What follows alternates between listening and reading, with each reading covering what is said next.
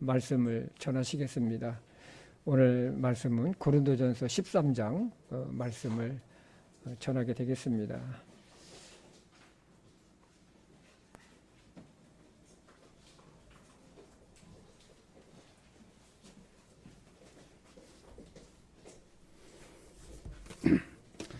자, 오늘 같이 나눌 말씀은 고린도전서 13장입니다. 같이 일어서셔서 함께 제가 먼저 읽고 교독해서 마지막은 같이 읽도록 하겠습니다. 고린도전서 13장. 내가 사람들의 언어들과 천사들의 언어들로 말할지라도 사랑이 없으면 소리나는 징과 울리는 꽹과리가 되고, 내가 대언하는 선물이 있고 모든 신비와 모든 지식을 이해하며 모든 믿음이 있어 삶을 이길 수 있을지라도 사랑이 없으면 내가 아무것도 아니에요. 내가 모든 재산을 바쳐 가난한 자들을 먹이고 또 내 몸을 불사르게 내줄지라도 사랑이 없으면 그것이 내게 아무 유익을 주지 못하느니라. 사랑은 오래 참고 친절하며, 사랑은 시기하지 아니하며, 사랑은 자기를 자랑하지 아니하며, 우쭐대지 아니하며, 무례히 행동하지 아니하며, 자기 것을 추구하지 아니하며, 쉽게 성내지 아니하며, 악을 생각하지 아니하며, 불법을 기뻐하지 아니하고 진리를 기뻐하며, 모든 것을 참으며, 모든 것을 믿으며, 모든 것을 바라며, 모든 것을 견디느니라. 대언은 있다 해도 없어질 것이요, 다 언어들도 있다 해도 그칠 것이며, 지식도 있다 해도 사라지리라. 우리가 부분적으로 알고 부분적으로 대언하나 완전한 것이 오면 그때는 부분적인 것이 없어지리라. 내가 아이였을 때에는 아이처럼 말하고 아이처럼 깨달으며 아이처럼 생각하였으나 어른이 되어서는 아이의 일들을 버렸노라. 지금은 거울을 통하여 희미하게 보나 그때에는 얼굴을 마주 대하여 보며, 내가 지금은 부분적으로 아나 그때에는 주께서 나를 아시는 같이 나도 알리라. 함께 읽겠습니다. 그런즉 이제 믿음, 소망, 사랑 이 셋은 항상 있으나 이것들 중에 가장 큰 것은 사랑이라. 아멘. 잠깐 기도하겠습니다.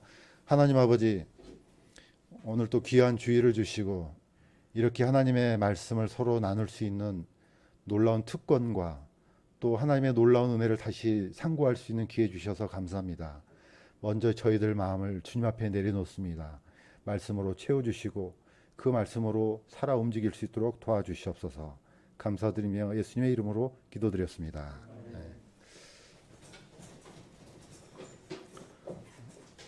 이렇게 한 주간 동안 건강하게 다시 뵙게 돼서 반갑습니다. 제가 한 주 전인가 기억이 좀 가물가물하는데 우리 어떤 형제님하고 인사를 손을 잡고 나눈 적이 있었습니다. 그런데 손을 잡는 순간 그 손에서 느껴지는 그런 어떻게 보면은 그 모든 역사들 이런 것들이 갑자기 이렇게 생각이 났습니다. 그 옛날 제가 어렸을 때 저희 살아계셨던 그 아버님의 손을 봤을 때 나도 크면은 저렇게 튼튼한 손을 가졌으면 좋겠다 이렇게 생각했었습니다. 저런 손을 가지면은 아이들도 함부로 나한테 덤비지 못하고 한번 때리면 다 쓰러지겠다 생각이 돼서 저런 손을 가졌으면 좋겠다 생각했었습니다. 그런데 그 형님 손을 잡는 순간에 딱 뭐 자세히 잘 모르지만은 그 형제님의 모든 역사가 한꺼번에 느껴지는 것을 제가 느꼈습니다. 우리가 살아가다 보면은 깊이 어떤 또 아주 많이 설명하지 않더라도 뭐 하나를 딱 보고 그 사람의 모든 스토리와 역사를 감지해낼 수가 있습니다.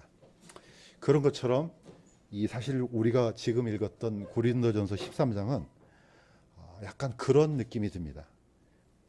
우리가 지금 읽었지만 자세히 우리가 설명하지 않더라도 이 본문, 우리가 읽었던 이 사랑에 대한 어떤 이 구절들은 성경 전체에서 가장 최고라는 생각이 듭니다. 마치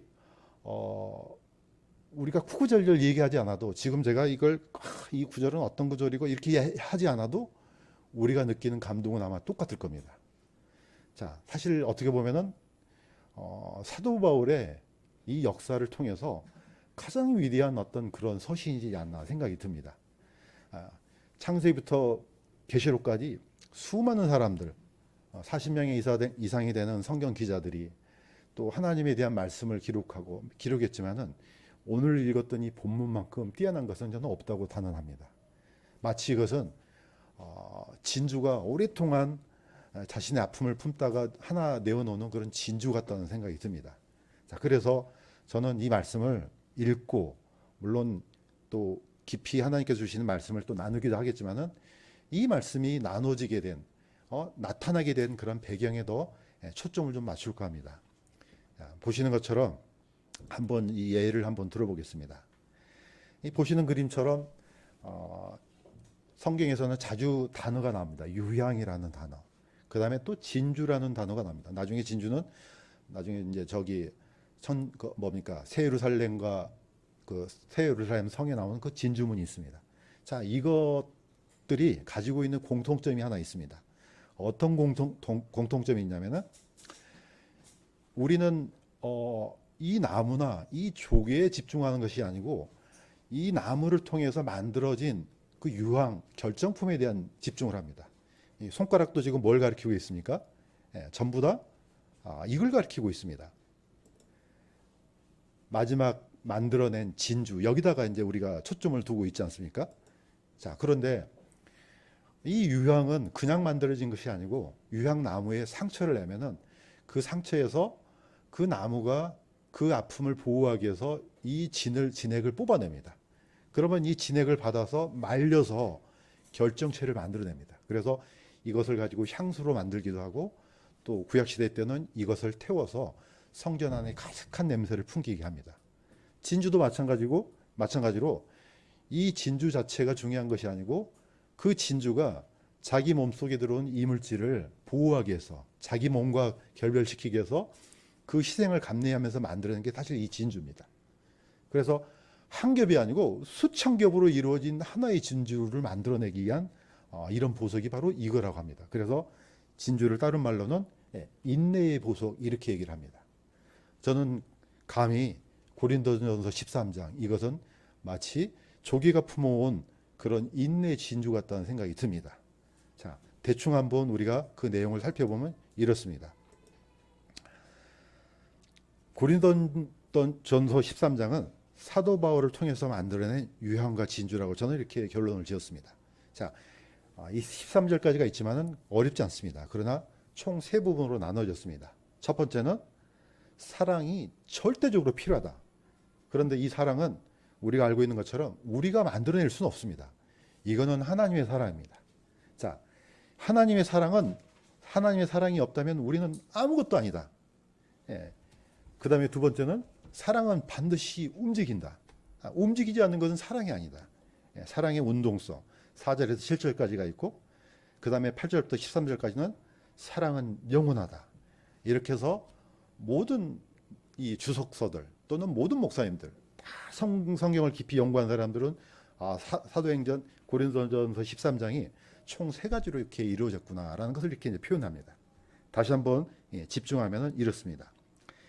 다시 한번 제가 읽겠습니다. 내가 사람의 언어들과 천사들의 언어들로 말할지라도 사랑이 없으면 소리나는 징과 울리는 꽹과리가 되고 내가 뛰어난 선물 있고 모든 신비와 모든 지식을 이해하며 모든 믿음이 있어 산을 옮길 수 있을지라도 사랑이 없으면 내가 아무것도 아니라 내가 모든 재산을 바쳐 가난한 자들을 먹이고 내 몸을 불사르게 내줄지라도 사랑이 없으면 그것이 내게 아무 유익을 주지 못하느니라.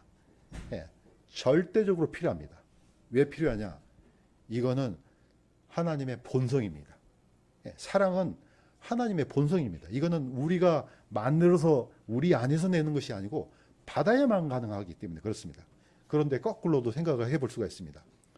하나님의 사랑이 없대도 이런 행동을 할 수 있습니다. 어떻게요? 사람들이 가지고 있는 수많은 언어들을 외국어 언어들을 얘기하고 아주 고상한 언어를 가지고 얘기할 수 있습니다. 그러나 그게 하나님의 사랑이 없으면 아무런 의미가 없다는 겁니다. 또 심지어 대언하는 선물이 있고 사실 이게 대언이라는 게 범위가 넓은 건데 지금 제가 하고 있는 것도 대언입니다. 프리칭도 모두 다 대언에 속합니다. 자, 초대교회 때는 성경이 없기 때문에 이 은사가 아주 필요합니다. 그래서 구약 성경을 이해시키고 또 이 말씀을 사람들에게 전달하려면 이건 탁월한 은사입니다. 자, 그래서 이런 선물이 내가 이렇게 할 수 있다 할지라도 사랑이 없다면 아무 쓸모가 없다는 겁니다. 아니, 얼마든지 가능합니다. 예, 산을 옮기는 그 믿음이 있다 할지라도 가능하다는 겁니다. 하나님의 사랑이 없이도.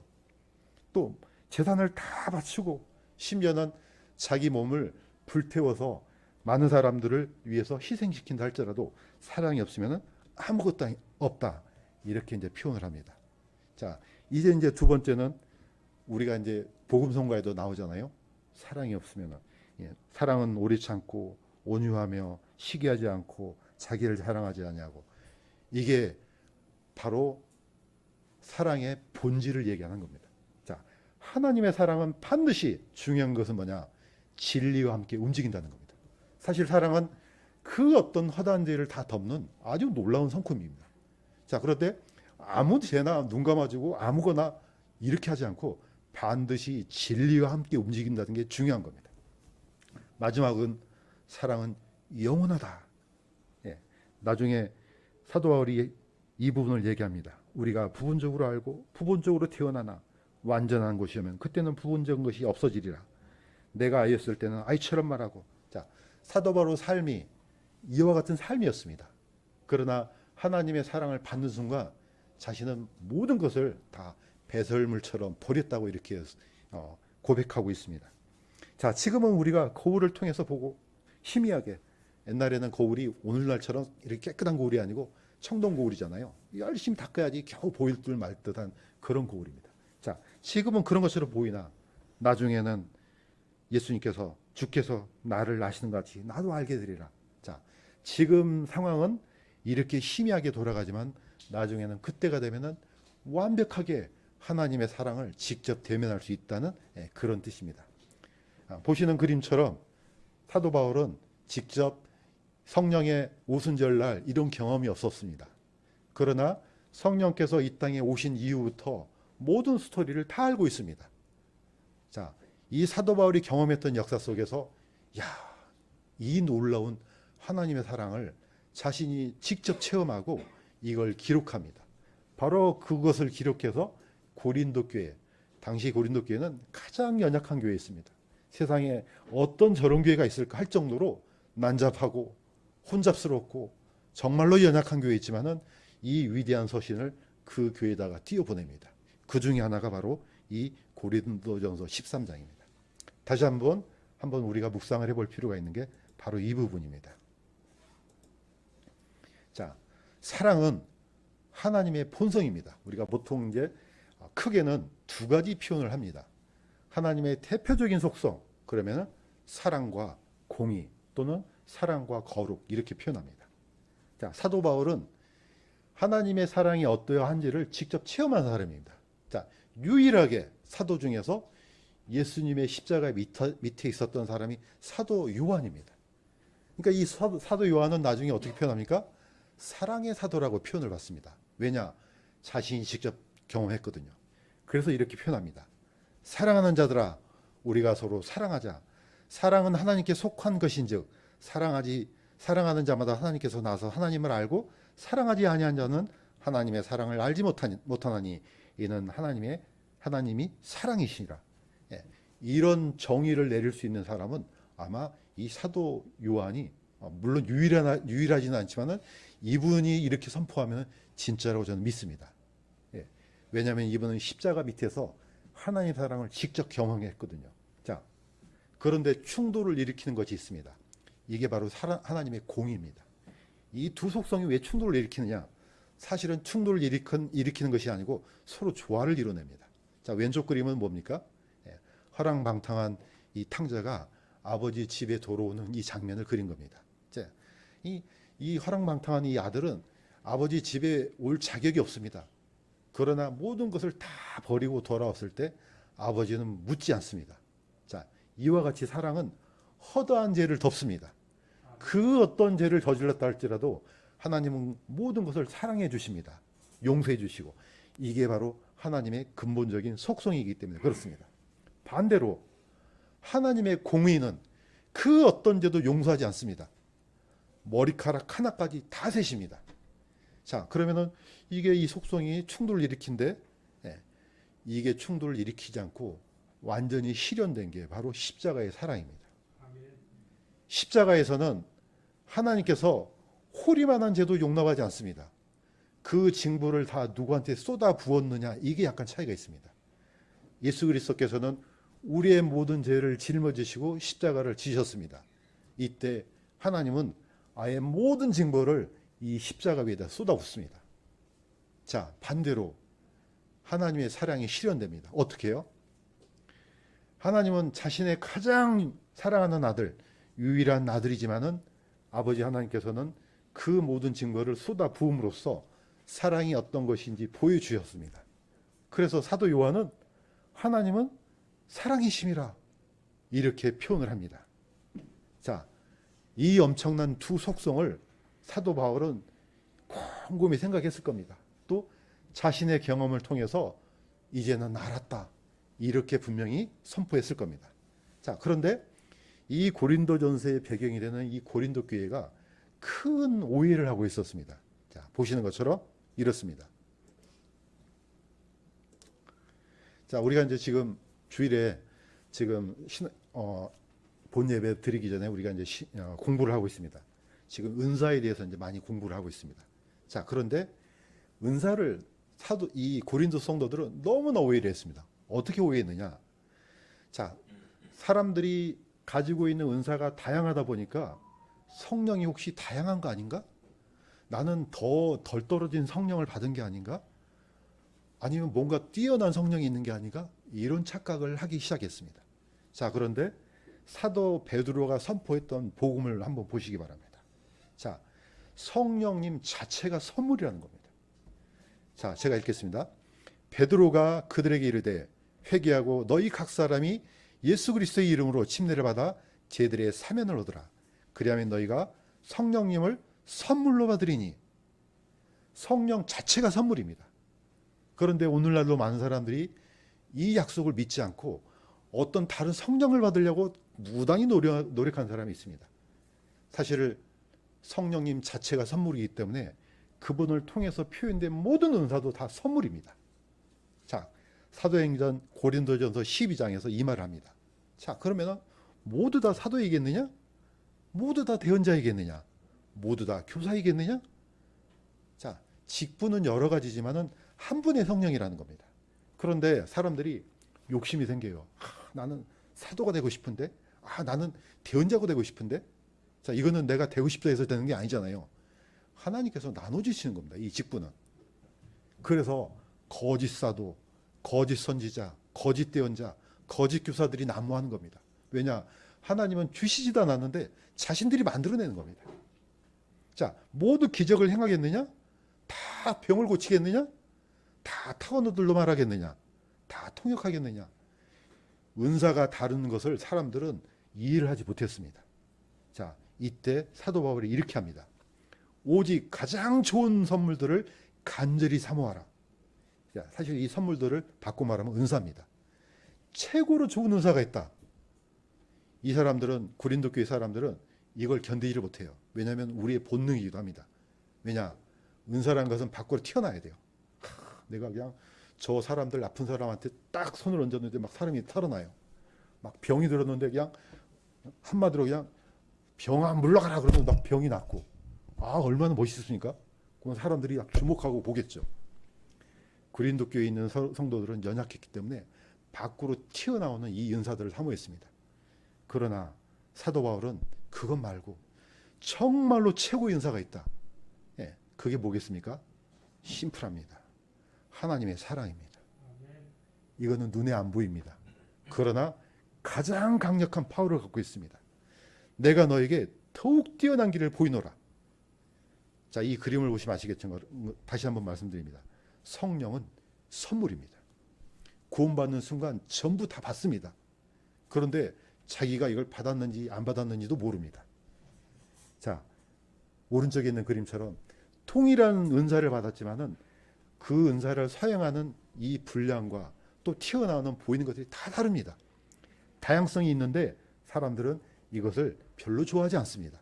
왜냐하면 남보다 더 보이는 거, 남보다 더 주목하는 거, 특별히 뭔가를 갖고 있는 사람들, 이거 굉장히 멋있죠. 자, 바로 이런 것들을 사도 바울은 주목했습니다. 자, 어떻게 보면은 고린도전서 13장 같은 이 엄청난 이 말씀은 바로 이와 같다는 생각이 듭니다. 보시는 것처럼 아까 얘기했던 것처럼 어떤 사람의 어떤 손 하나, 어떤 뭔가 하나의 어떤 물질, 사실 모든 스토리를 담아내는 것들은 여러 가지가 있습니다. 자, 그런데 그 중에서 사람의 눈물을 한번 보시기 바랍니다. 자, 이 사람에 대한 눈물이 어떻게 보면 한 인생의 스토리를 담아내는 결정체입니다. 자, 누가복음 7장에 보면 이런 구절이 있습니다. 보라, 그 도시에 죄인인 한 여자가 있는데 그녀가 예수님께 바리새인의 집에서 음식 앞에 앉으신 것을 보고 것을 알고는 항유를 담은 오갑을 가지고 와서 그분 뒤에 눈물을 흘리며 그분 곁에서 서서 눈물로 그분의 발을 씻기 시작하여. 자, 처음에 저도 이 구절이 이해가 안 됐습니다. 아니, 눈물을 얼마나 많이 흘리길래 발을 씻을 정도가 되나. 자, 이스라엘에서는 그냥 눈물을 흘리면 버리지 않고 눈물 병에다가 담았습니다.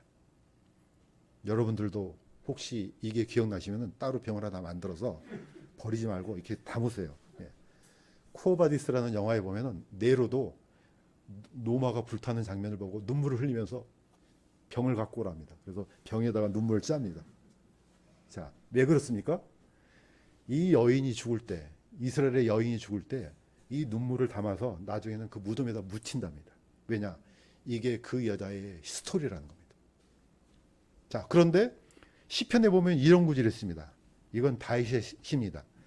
내가 떠도는 것을 주께서 세시오니 내 눈물들을 주의 병에 담으소서. 그것들이 주의 책에 있지 아니하니까. 약 10년 가까이 떠돌이 생활합니다. 그냥 떠돈 게 아니에요. 다윗은 수많은 생명의 위협을 느낍니다.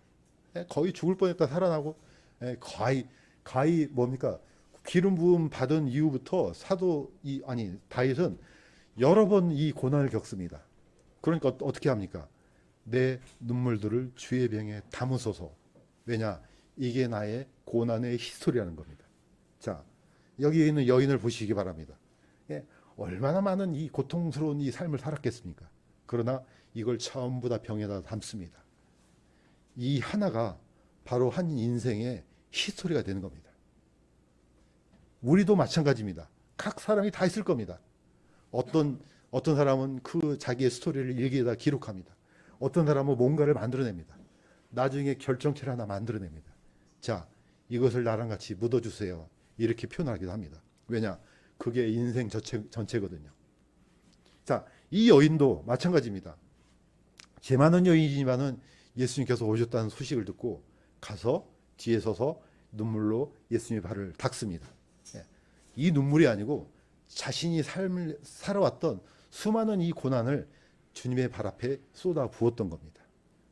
예수님은 이거 눈물 씻는 거 이거 이렇게 하지 않아도 다 아십니다. 어떤 삶을 살고 왔는지 한 인생, 모든 사람의 인생을 예수님은 다 아십니다. 심지어는 머리카락까지 하나까지 다 세십니다. 자, 이처럼 저는 여기에 견줄 수 있는 그런 결정체라고 저는 생각이 듭니다. 자, 그래서 저는 감히 이렇게 얘기를 합니다. 고린도전서 13장은 사도 바울이 경험한 역사의 결정체라고 이렇게 얘기합니다. 자, 사도 바울은 이렇게 얘기했습니다. 나는 여드렛째의 할례를 받고 이스라엘 줄기에 속하고 베냐민 집하고 히브리 중에 히브리인이고 율법에 관하여는 바리새인이고 열심에 관하여는 교회를 핍박하고 율법에 있는 의에 대해서는 흠이 없다. 나는 흠 없는 사람이다. 누가 나를 정죄할 수 있겠느냐. 율법의 의만큼은 내가 깨끗하다는 겁니다. 이렇게 표현하고 선포할 수 있는 사람은 저는 사도 바울 외에는 없다고 봅니다. 사도 바울은 더 한 가지 이야기하면서 자신의 히스토리를 얘기합니다.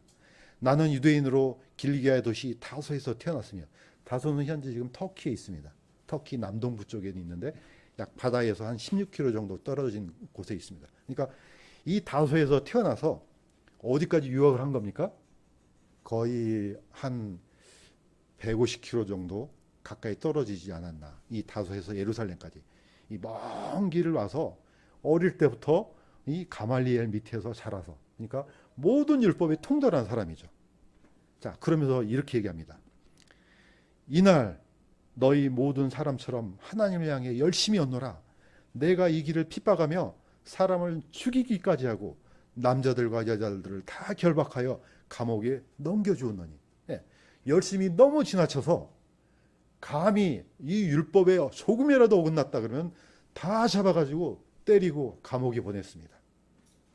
자, 사도 바울은 한 번 더 얘기합니다.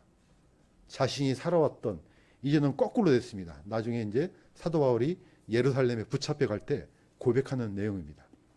내가 모든 회당에서 주를 믿는 사람들을 감옥에 가두고 또 때리며 주의 순교자 스데반이 피를 흘릴 때 나도 곁에 서서 그의 죽음을 동의하고 그를 죽인 자들의 옷을 지킨 것을 그들이 아나이다.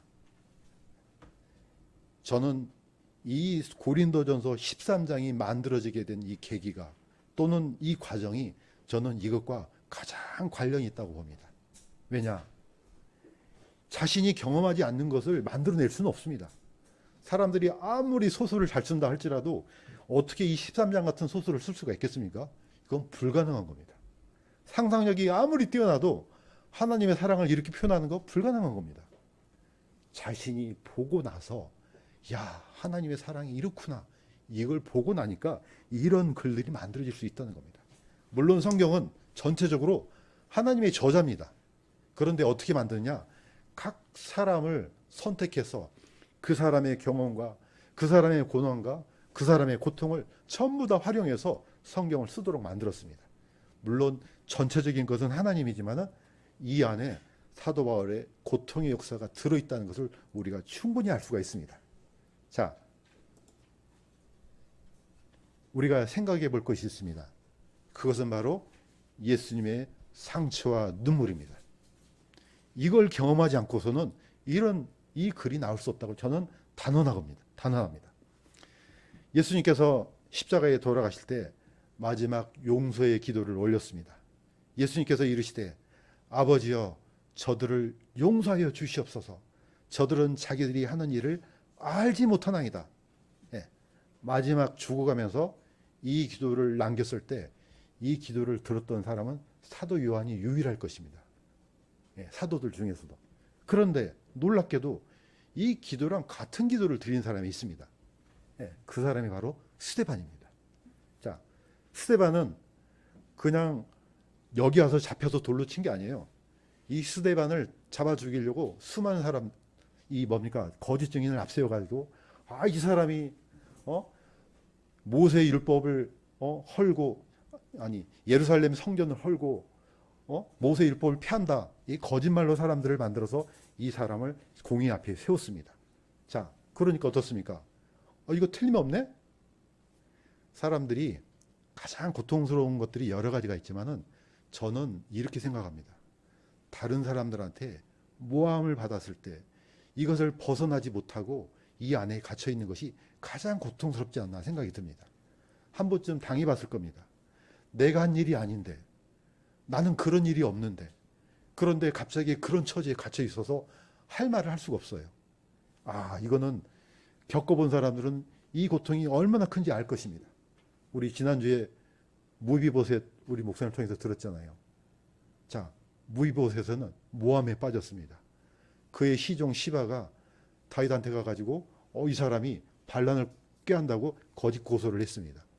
그랬더니 다윗이 갑자기 그 위대한 그 지혜로운 다윗도 어떻게 합니까? 정확한 판단을 내리지 못하고 너의 땅을 나누라 하잖아요. 자, 무비보셋은 모함에 빠졌지만은 그걸 어떻게 벗어날 길이 없습니다. 나중에 다윗 왕이 돌아왔을 때 아무것도 씻지 않고 옷도 빨지도 않고 그 상태로 나가서 다윗을 맞이했습니다. 그러나 어떻게 설명합니까? 설명할 길이 없습니다. 너희 땅을 나누라 했을 때 다 주려고 하잖아요. 자, 이 고통을 감내할 수 있는 이 파워는 어디서 오겠습니까? 스데반을, 자, 읽겠습니다. 그들이 돌로 스데반을 치니 그가 하나님을 부르며 이르되 주 예수님이여 내 영을 받으시옵소서 하고 무릎을 꿇고 큰 소리로 부르짖어 이르되 주여 이 죄를 저들의 책임으로 돌리지 마옵소서. 이 말을 하고 잠들었습니다. 자, 이 용서의 파워는 어디서 오는 겁니까? 이거는 하나님의 사랑이 아니면 불가능한 겁니다. 예수님의 사랑이 사도를 통해서 또 예루살렘 교회를 통해서 스데반을 통해서 이렇게 나타난 겁니다. 이것을 가장 가까이에서 들었던 사람이 바로 사도 바울입니다. 네, 그때는 사도 바울이 아니죠. 사울이었습니다. 아마 생각했을 겁니다. 이 파워는 뭔가? 이것은 무슨 힘이지? 나는 지금까지 하나님의 공의에 어긋나면 조금이라도 어긋나지 않고 사람들을 잡아서 죽이고 가뒀는데, 아니 이 사람은 오히려 그런 사람을 용서해 줬습니다. 그리고 그런 기도를 올렸습니다. 이 바울은 깊이 생각했을 겁니다. 나중에 언제 깨닫습니까? 나중에 정말로 하나님의 사랑을 받고 복음을 받아들이고 예수님을 만난 이후에 이 사실을 깨닫게 됩니다. 자, 어떻습니까?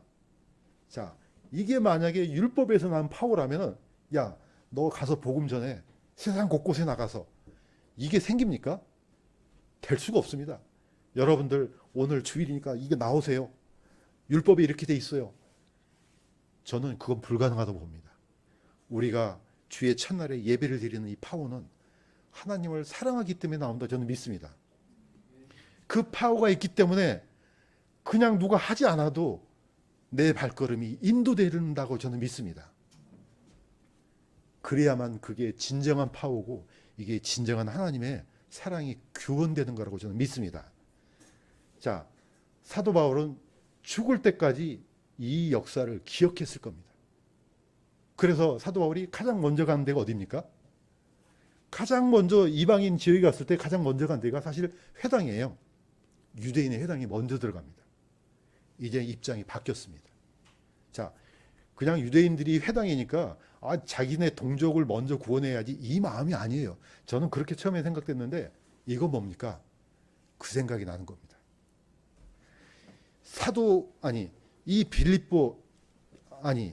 이 스데반 집사가 누구에 의해서 이런 죽음을 피해를 받는지 사도 바울은 알기 때문에 이제는 자기가 그 역할을 하는 겁니다. 예, 충분히 하고도 남습니다. 그래서 목숨을 걸고 복음을 선포하기 시작한 겁니다. 자, 이렇게 함으로써 나중에 이 복음이 세상으로 퍼지게 되는 그런 엄청난 역할이 되고 그 통로가 되었던 겁니다. 자, 예수님의 상처와 눈물은요 동일하게 지금도 이어지고 있습니다.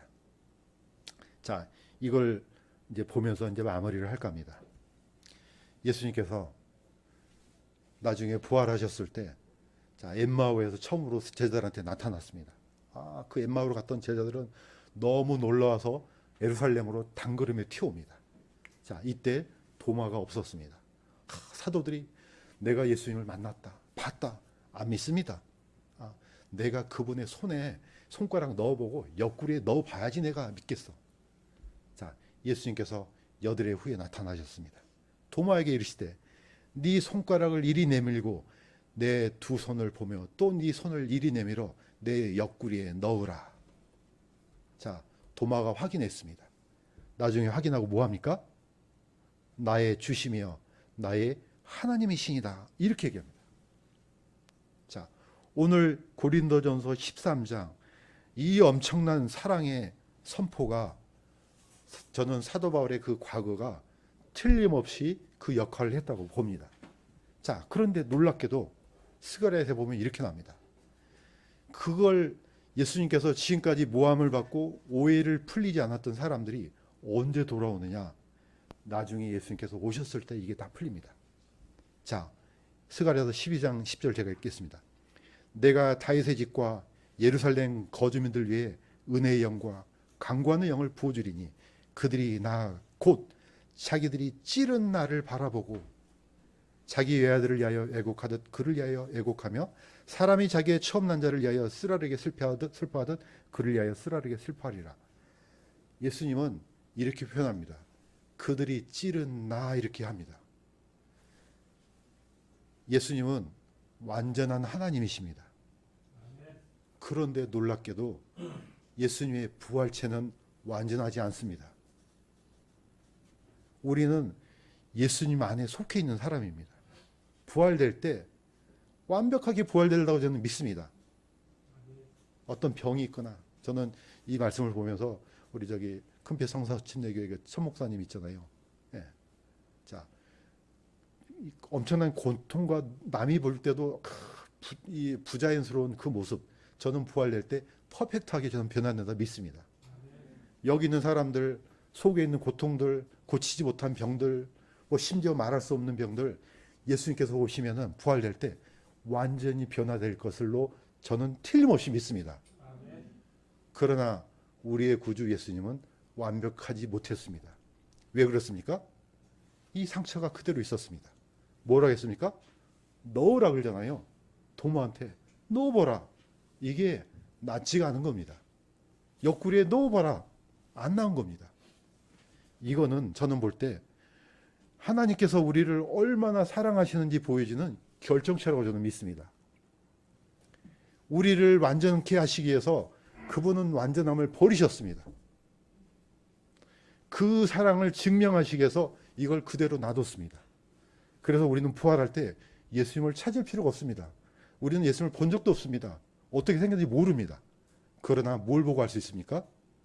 그 부활체 중에 유일하게 낫지 않는 몸을 갖고 있는 분, 그분은 틀림없는 예수님일 겁니다. 이걸 통해서 하나님은 영원한 사랑을 또다시 한번 증명해 주십니다. 그러니까 뭐라 합니까? 그들이 찌른 나를 보고, 찔렀기 때문에 상처가 있을 거 아닙니까? 볼터이죠. 누가 누군지 어떻게 합니까? 그러나 강구하는 영, 은혜의 영을 붙고 나서 우리가 저런 짓을 저질렀구나. 이걸 안다는 겁니다. 자, 그래서 우리는 이 하나님의 사랑을 우리 스스로는 만들어내지는 못하지만은 예수 그리스도의 사랑이, 하나님께서 우리를 얼마나 사랑하셨는지 이 성경을 통해서 날마다 우리가 감사할 필요가 있는 겁니다. 자, 간단합니다. 우리는 이기적입니다. 또 우리는 우리 것만 생각합니다. 하나님께서는 하나님의 사랑을 어떻게 표현했는지, 가장 사랑하는 유일한 아들을 우리한테 주셨지만은 우리는 별로 생각하지 않습니다. 하나님은 모든 것을 우리를 위해서 다 주셨습니다. 그렇지만은 우리는 너무나 이기적이고 연약하고 또 우리 것만 생각해서 별로 생각하지 않습니다. 그래서 우리는 다시 한번 고린도전서 13장을 볼 필요가 있다는 겁니다. 제가 다시 한번 여기를 한번 읽겠습니다. 4절부터 읽겠습니다. 사랑은 오래 참고 친절하며, 기억성경은 온유하도록 되어 있습니다. 사랑은 시기하지 않고, 사랑은 자기를 자랑하지 아니하며, 우쭐대지 아니하며, 무례히 행동하지 아니하며, 자기 것을 추구하지 아니하며, 쉽게 성내지 아니하며, 악을 생각하지 아니하며, 불법을 기뻐하지 아니하고 진리를 기뻐하며, 모든 것을 참으며, 모든 것을 믿으며, 모든 것을 바라며, 모든 것을 견디느니라. 이 사랑은 없어지지 않습니다. 제가 자주 얘기하잖아요. 여호와라는 이 단어는, 이 이름은 항상 존재한다는 뜻입니다. 하나님의 본체, 그분이 존재하지 않으니까 이 사랑도 영원토록 존재합니다. 지금은 우리가 보지를 못합니다. 그러나 우리가 구원받는 순간 이 하나님의 엄청난 속성이 우리한테 들어오는 겁니다. 그런데 왜 우리는 그걸 표현하지 못하느냐? 우리가 연약하고, 우리가 이기적이고, 우리의 본성 자체가 악하기 때문에 이게 튀어나지를 못하는 겁니다. 고린도 교인들은 아마 그런 상태였을 겁니다. 아마 우리도 똑같을 겁니다. 사도 바울은 이것 말고 정말로 위대하고 뛰어난 파워가 있는데 이걸 좀 알기를 원하는데, 이 엄청난 은사를 사람들이 사용해 주기를 원하는데 그게 안 나타나는 겁니다. 자, 그래서 어떻게 보면은 13장은 사도 바울의 깊은 탄식도 같습니다. 자, 완전한 것이 오면 그때는 부분적인 것이 없어지리라. 내가 아이였을 때는 아이처럼 말하고 아이처럼 깨달으며 아이처럼 생각하였으나 어른이 돼서는 아이의 일들을 버렸느냐. 자, 사랑의 본체이신 예수 그리스도를 우리가 만나게 되면 지금까지 이건 다 쓸모없게 됩니다. 제가 지금 대언하고 있잖아요. 프리칭하고 있잖아요. 예수님 오셨는데 그 옆에서 이거 프리칭 됩니까? 이건 다 쓸모없는 겁니다. 그분께서 오시면 그분이 직접 하십니다. 이거는 부분적인 겁니다. 예수님께서 진짜 오시면은 우리는 정말로 얼굴과 얼굴을 맞대고 그분의 사랑을 분명히 알 수 있을 것입니다. 자, 마지막은 이제 믿음, 소망, 사랑 이 셋은 항상 있으나 이것들 중에 가장 큰 것은 사랑이니라. 왜 그렇습니까? 믿음은 우리가 구원의 통로입니다. 믿음으로 구원받습니다. 구원받는 사람은 순간적으로 소망이 생깁니다. 하나님의 사랑을 직접 보려는. 자, 사랑은 하나님의 본체입니다. 본성입니다. 그분의 사랑을 직접 맞이하게 되면 사실 믿음, 소망, 사랑도 사라집니다. 유일하게 남는 것은 이 사랑밖에 남지가 않습니다. 그래서 우리는 지금 이 과정에 있다는 겁니다. 한 사람 한 사람이 다 살펴보면 다 개인적인 스토리가 다 있습니다. 말 못할 사정이 다 있습니다. 서로 설명할 수 없는 그런 고난이 다 있습니다. 그러나 이것이 예수 그리스도의 사랑이 들어오게 되면 이 모든 것이 다 덮여진다고 저는 믿습니다. 각 사람들이 살아왔던 과정들 우리는 다 설명할 수가 없습니다. 그러나 이것을, 이 파워를, 우리의 고통과 고난을 덮을 수 있는 하나님의 사랑을 정말로 받기만 한다면 이 사랑은 주님과 함께 영원히 갈 걸로 저는 믿습니다. 기도하겠습니다. 하나님 아버지, 감히 고린도전서 13장을 낭독했습니다. 우리가 아무리 읽어도 이 깊은 사랑을 우리가 어떻게 깨달을 수 있겠습니까? 그러나 조금이라도 우리 안에 있는 본성을 누르고 하나님의 사랑을 직접 바라보는 그런 마음으로 이 말씀을 다시 한번 읽을 수 있도록 도와주시옵소서. 그리하여서 사도 바울이 경험했던 그 사랑의 위대한 힘과 예수 그리스도께서 우리에게 보여주신 사랑과 하나님의 놀라운 사랑의 본체를 이 말씀을 통해서 조금이라도 깨달을 수 있도록 도와주시옵소서. 그리하여서 하나님께서 보여주신 그 사랑이 우리의 삶 속에서 이제는 드러날 수 있도록 주님께서 우리에게 힘을 주시옵소서. 강남 성서 침례교를 기억해 주옵시고 긍휼을 베풀어 주셔서 하나님의 충만한 사랑이 이 교회에 가득하여서 모든 사람들이 이 교회를 통해서 하나님의 영광을 볼 수 있도록 도와주시옵소서. 감사드리며 예수님의 이름으로 기도드렸습니다.